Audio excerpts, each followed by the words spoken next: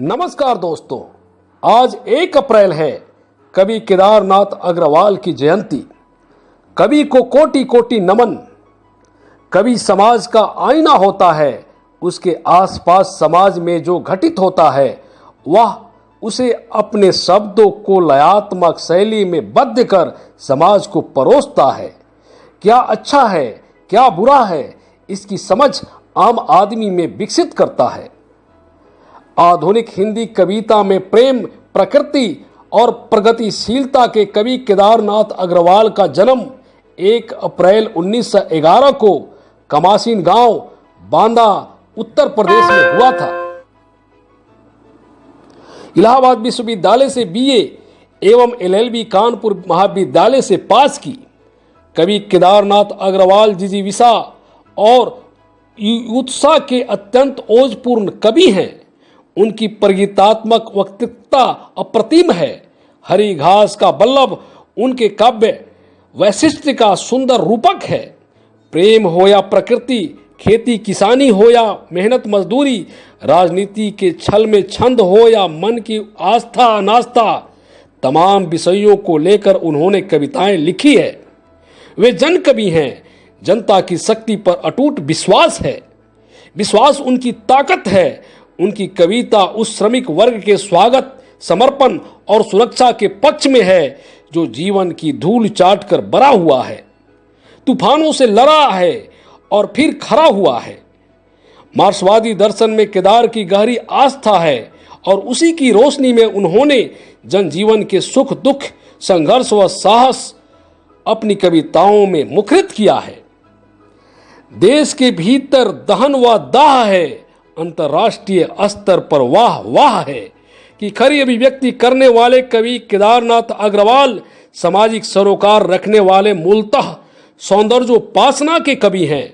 सौंदर्य बोध उनका यथार्थ है जो स्वयं के अनुभव जनित है।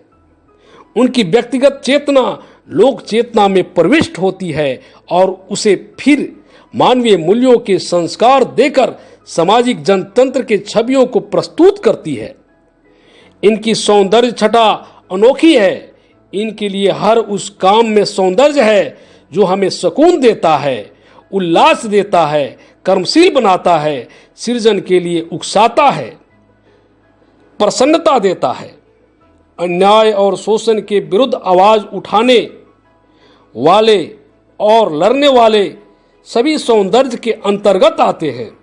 जीवन और उनके मूल्यों का पोषण करने वाला हर एक कारक सौंदर्य की श्रेणी में आता है। इसीलिए तो सामाजिक और लोकतांत्रिक अन्याय के विरुद्ध वे सर्वत्र अपनी कविताओं के माध्यम से उपस्थित हो जाते हैं।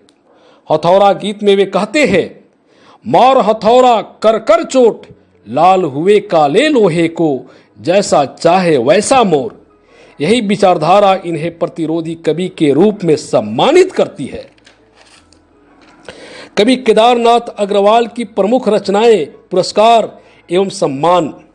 कविता संग्रह युग युग की गंगा 1947, नींद के बादल 1947, लोक और आलोक 1957, फूल नहीं रंग बोलते हैं 1965, आग का आईना 1970, पंख और पतवार 1980, कहे केदार खड़ी खड़ी 1983 आदि।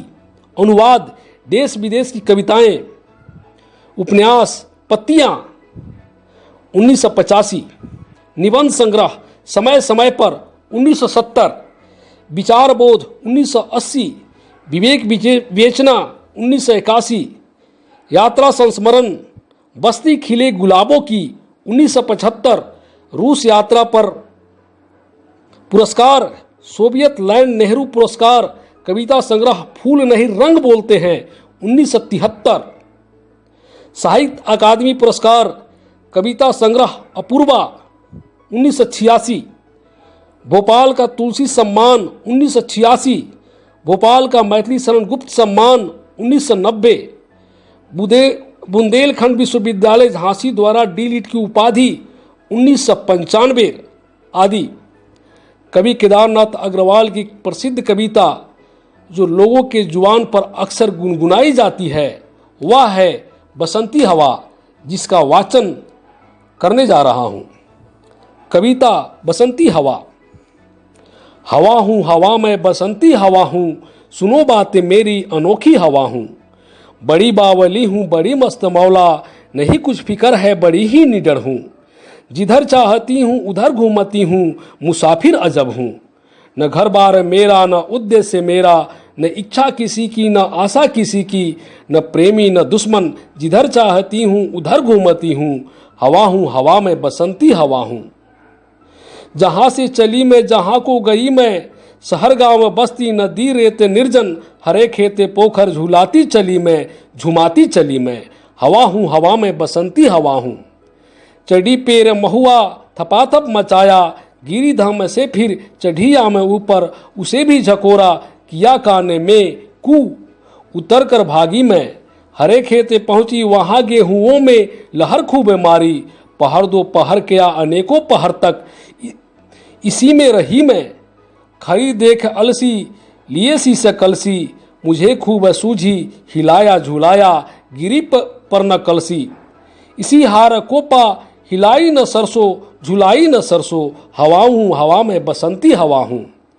मुझे देखते ही अरहरी लजाई, मनाया बनाया न मानी, उसे भी न छोड़ा पथिक आ रहा था, उसी पर ढकेला। हंसी जोर से मैं हंसी सब दिशाएं, हंसे लहलहाते हरे खेत सारे। हंसी चमचमाती भरी धूप प्यारी, बसंती हवा में हंसी सृष्टि सारी। हवा हूँ हवा में बसंती हवा हूँ। धन्यवाद।